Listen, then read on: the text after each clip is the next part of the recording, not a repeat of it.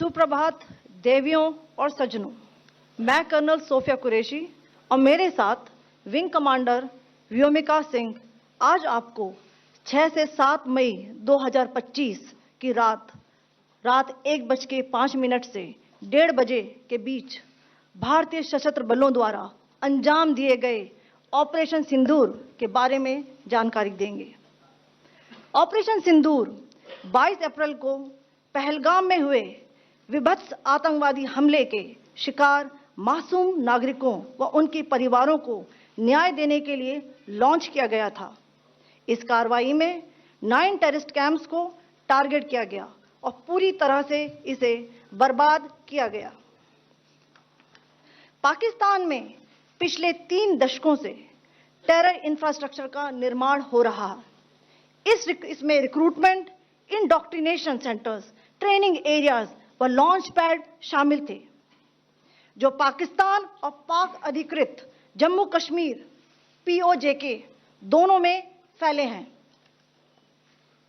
Operation Sindoor was launched by Indian Armed Forces to deliver justice to the victims of Pahalgam terror attack and their families.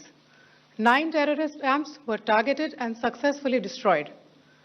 Over the last 3 decades, Pakistan has systematically built terror infrastructure. It is a complex web of recruitment and indoctrination centers, training areas for initial and refresher courses, and launch pads for handlers. These camps are located both in Pakistan as well as Pakistan-occupied Jammu and Kashmir areas. Some of the well-known training camps are located, as you can see on the screen.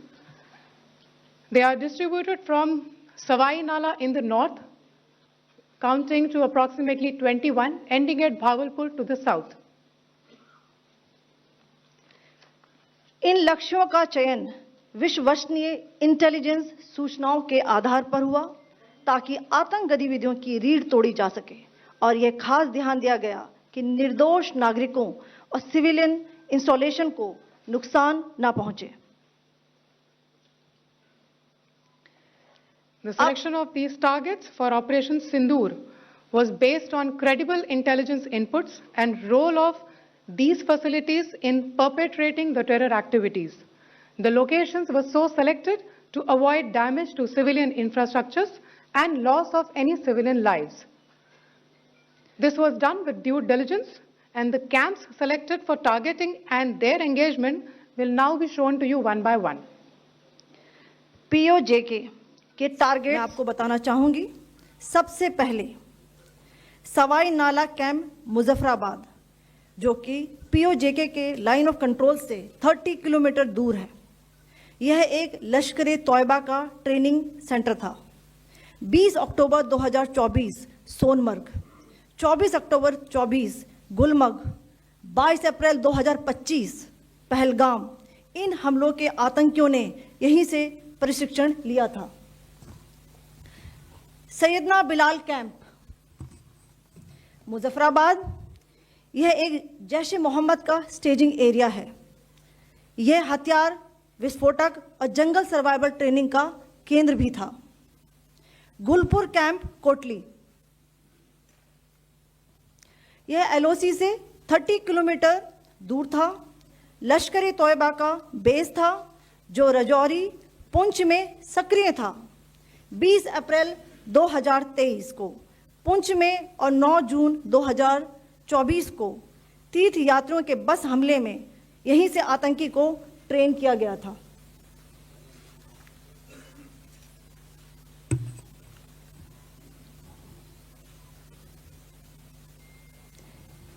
Barnala camp बिंबर, यह LOC से 9 kilometre दूर है। यहाँ पर हथियार, handling, IED व जंगल survival का प्रशिक्षण केंद्र था। अब्बास कैंप कोटली,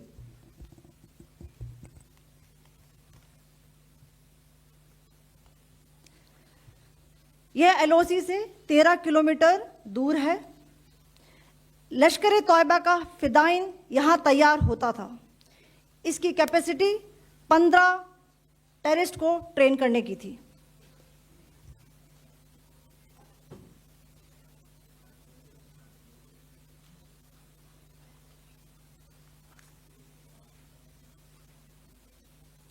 अब मैं पाकिस्तान के अंदर के टारगेट से अवगत कराना चाहूंगी। पहला, सर्जिकल कैंप सियालकोट।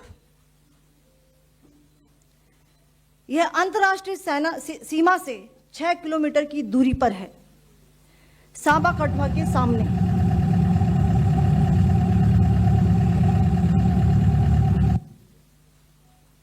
मार्च 2025 में जम्मू एंड कश्मीर पुलिस के 4 जवानों को की जो हत्या की गई थी, उन आतंकवादियों को इसी जगह पर ट्रेन किया गया था। दूसरा, महमूना जाया कैंप सियालकोट। यह 18 से 12 किलोमीटर आईबी से दूर था। हिजबुल मुजाहिदीन का बहुत बड़ा कैंप था। यह कठुआ जम्मू क्षेत्र में आतंक फैलाने का नियंत्रण केंद्र था। पठानकोट एयरफोर्स बेस पर किया गया हमला भी इसी कैंप से प्लान और डायरेक्ट किया गया था। मरकज ताइबा मुरीद के, यह आईबी से 18 से 25 किलोमीटर दूरी पर है। 2008 के मुंबई हमले के आतंकी भी यहीं से प्रशिक्षित हुए थे। अजमल कसब व डेविड हेडली भी यहां ट्रेन हुए थे।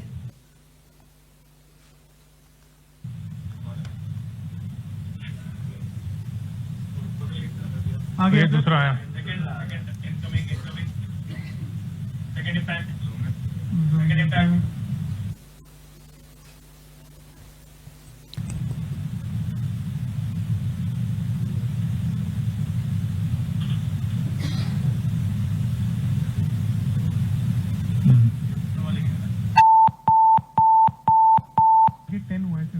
टारगेट 10 हुआ, एंक्लोजर सेम ही है।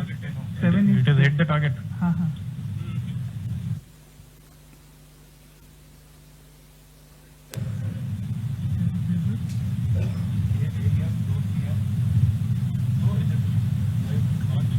आ गया सर, इम्पैक्ट